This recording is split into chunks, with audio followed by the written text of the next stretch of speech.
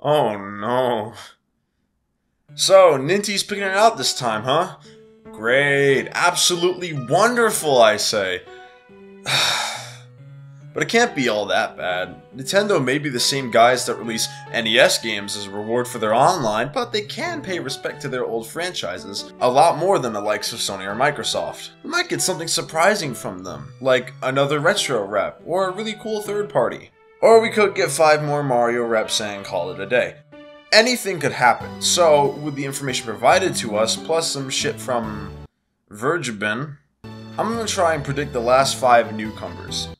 Newcomers. The last 5 newcomers. This shouldn't be too hard, yeah? The information we have so far, including Vergebin's info, can be summarized in 3 points. 1. The DLC consists of characters that just barely didn't make the roster as told by the Japanese version of the last Direct. 2. Absolutely none of the DLC can be assist trophies or Echo Fighters. Assists have meant deconfirmed for a while now, and Sakurai said it himself that none of the DLC will be filled with Echoes.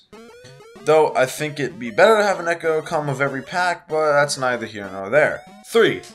Vegemite has said that a Square Enix rep and Minecraft content are happening, and assuming content also includes a character, well, we'll get to the obvious when we get there. Now, you might be asking yourself, hey, why are you trusting Vegeta? He's just another dirty leaker. Well, for as much as I hate the guy, he's nailed every single newcomer on the head. Sure, he might just be an extremely lucky guy on his guesses, but his guesses have never been wrong, barring his calls on Echo Fighters. As well, since this is Nintendo we're talking about, I'll also be limiting the other 3 slots we could have to specific franchises, those that were profitable in 2015 and 2016. Why those years specifically? Well, that's when the roster would have been picked and finalized, assuming that it only took a couple of years to make Ultimate. So, with that being said, let's start it up.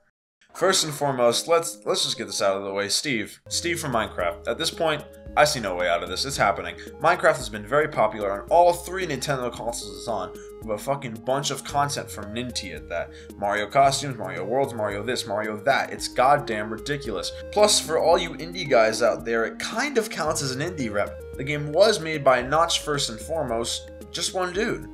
And then he sold it for Microsoft to quit his life and become a billionaire that shitposts on Twitter all day, but still, he was the guy that made it. Originally, his IP. But yeah, no matter how you slice it, unless Purge's intel is wrong, Steve's getting in. He's getting his stage, he's gonna have some moves that use a pickaxe or whatever. He's getting in, no doubt in my mind, and the best soundtrack in the game is going to be Dry Hands, baby. No contest. However, let's look at one of the most successful franchises that hasn't really gotten any love apart from a couple more clones and some redesigns. Yep, the one that fucking exploded the moment it was released. The Legend of Zelda. Now, I can hear your comments already. Didn't you just say that only franchises popular in 2015 and 16 were gonna be on this list? What gives? Well, for one, Majora's Mask for the 3DS was released in 2015, and that one did pretty damn well. Remake or not, it's still a Zelda title. Very next year, a little game known as Breath of the Wild was meant to release. Sure, it made its true debut in 2017, but that was because Ninty wanted to port it. At the end of the day, it was meant to be a Wii U title in 2016, which means that a Zelda rep had to have been in the minds of Nintendo. No way in hell wouldn't they try to capitalize it, especially since Zelda has been barren for reps for a while now. Just Links, Zeldas, and Ganons.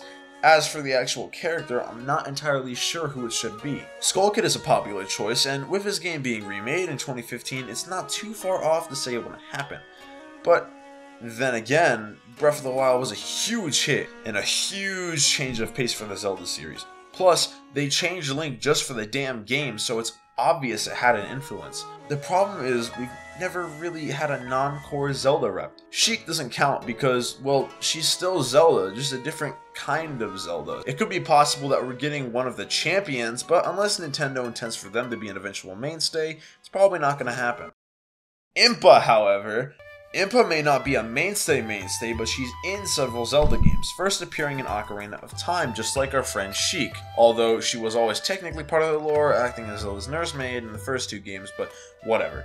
What's even better is she was in Breath of the Wild. Yeah, she was an old hag, but An appearance is an appearance. It's better than guys like Darunia or Ruto at the very least, where they just make other incarnations in the next games, you know, it's whatever. I remember lots of people saying that she'd be an echo of Sheik, and yeah, that's cool and all, but if she's a brand new character, she has a chance to bring over a bunch of items not only befitting of her character, but also new to Smash for Zelda. At the very worst, I imagine she'd be the wolf of Sheik's fox.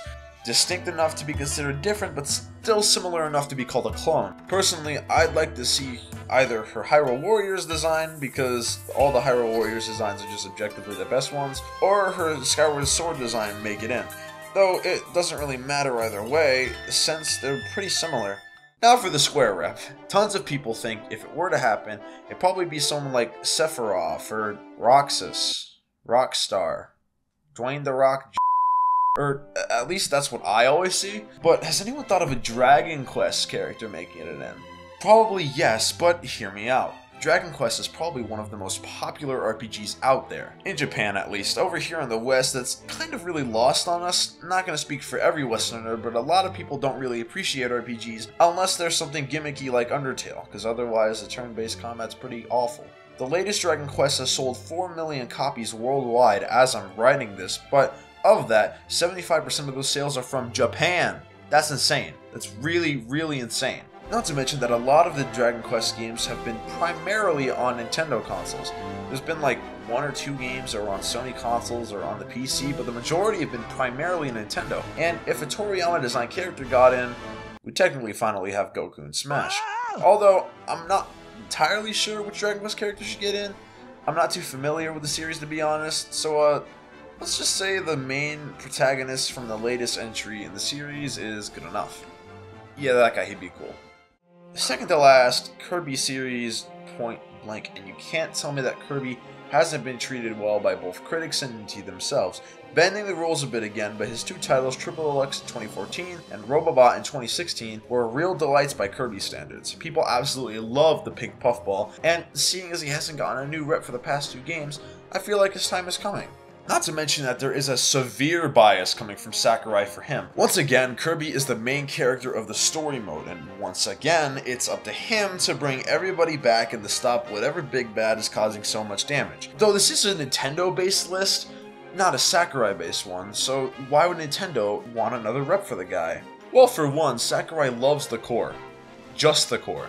This goes for a lot of franchises in Smash, mind you. I've already mentioned Zelda, but it took until the 5th game in the goddamn series to get Ridley. Star Fox has only had Fox and Falco for more games than it's had the trio, and Mother's been stuck with Ness as the sole rep for forever. Now, of course, there are the exceptions, such as Pokemon and fucking Mario, but still. My point is, Sakurai wouldn't add another character to an existing franchise unless it was some popular pick, a la Ridley and King K. Rool, or if said franchise straight out wasn't meant to have a core, a la Fire Emblem and Pokemon. Or again, Mario. Mario gets away with a lot of shit because it's the main series for Nintendo, whatever, y'all know this. But for Nintendo, this could be a prime marketing opportunity. Remember, Smash Bros is also one of the biggest marketing ploys Nintendo has. Anyone who wants to buy a Smash game is probably more likely to purchase, say, a Street Fighter game, because Ken and Ryu are there, and they're cool.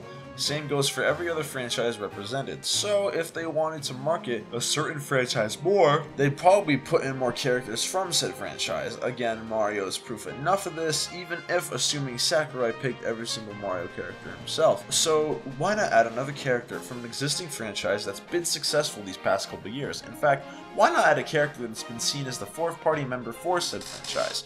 Said 4th party member is also in the latest game of the series, and oh, you already know who I think it's gonna be. I mean, it makes sense. Sure, like Input, he's not in every Kirby game, but he's been in enough recent ones to make a boom. He's got supporters, he has a fan base, people love this little guy. He's perfectly cemented himself as one of Kirby's pals and hasn't really left the game ever since Return to Dreamland. And what better way to push Kirby even further than to introduce a new rep for a series? Now okay, as of writing this, I've been reading just a small bit of speculation on whether or not a mobile character could even possibly get in. People have been saying that Cygames is in talks with Nintendo to add in a Grand Blue Fantasy character or to add in a character from Dragalia Lost, and well, it could happen. I'm not saying that it is gonna happen, but as stated in my last point, Smash is a huge marketing ploy for Nintendo. Both of these games are free on the App Store. Slapping on a character from Dragalia or Granblue would be easy publicity, and it'd represent mobile gaming for, well, forever in Smash Bros. Plus, Granblue's only a year off from my little time span. It's certainly not as impossible as some may want it to be. But I don't think they want to go for that just yet. If it's Dragalia, then Ninja would want to let it sit for a moment before throwing it into the ring. And with Granblue, you're putting in another third party? That'd be like 7, assuming that Minecraft is really getting in. In fact, I'd want to build upon some of the third-party franchises we already have instead of inflating the game with more and more. As of right now, every single company has at least 2 reps for themselves, barring Mojang if it happens. Except for Namco. Namco only has Pac-Man, and Namco is helping with development again. For them to not get another rep would be a damn travesty. All their hard work and effort, Nintendo has to pay them back somehow, yeah? But who could possibly represent Namco and be a wholly original character we've never seen before? Someone with unique moves, someone who has an interesting kit, and could really be a fun guy if made correctly. Dark Souls for Nintendo Switch, it's happening, baby. Get ready to praise the son of my dick. I think a Dark Souls rep would be perfect, honestly. And for how new this series is, it kind of fits really well in my time frame. Dark Souls 2 came out in 2014, Dark Souls 3 in 2016, Switch port in 2018. Oh. I can only wonder if that really means anything, though. Like, obviously Nintendo had to have known about the port before this, yeah? Probably sometime in 2016, if I really had to guess. That might be when the character roster was getting finalized and the game was being truly started on, so the Dark Souls rep was a really low priority thing, along with everybody else on the list. Though, what better way to promote a new game and give back to the company who's helped you tons than to let them get another rep in, especially a rep that's pretty well known to people in the gaming community, even those who have never played it. Memes are powerful, you know. A Dark Souls rep from Namco would just work out so well. It could possibly be one of the most unique third parties, excluding Mega Man and Ryu, and it'd definitely be a lot more exciting of a choice than some guy from Dragalia or Granblue. Though a character that can transform into an actual dragon would be pretty damn cool. If a Dragalia guy gets in, I really hope they don't reserve the dragon in their final smash. Make it work, Sakurai! But yeah, I think that just about covers it. What about Gino, or Banjo, or Mac Rider? They still have a chance. Did you miss the memo when Sakurai said Nintendo was making the picks? This list is based purely on what a marketing company would want for their game in order to sell more copies of other games. I really don't think they go for anything insane like fucking Banjo. Like, come on, dude. And guys, stop holding out hopes for characters that the Grinch leaked. It's fake. They have no chance unless otherwise implied. The Grinch was made by Illumination, so if anyone's getting in, it's the fucking minions. Besides, what good would selling DLC of some weird puppet game Nintendo? Most of the casuals who play the game now wouldn't even know who he is. It's really only for old people. And by old people, I mean like people like, I don't know, 14? I don't know, they all look back at the past. So to summarize, 1. Minecraft Steve, 2. Impa, 3. Some Dragon Quest guy, 4. Bandana D, 5. Dark Souls guy. Surprisingly enough, this list is consisting of mostly third parties. Thanks, Veggie Mix. I'm very confident on Impa and Bandana D though, and if what he says is true, then hey, Minecraft Steve and Dragon Quest guy are in, and Dark Souls 2. It definitely make the roster look a little more lively. Don't you think?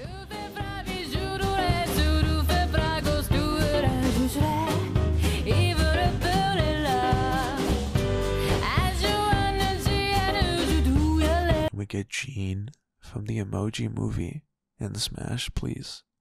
Thank you.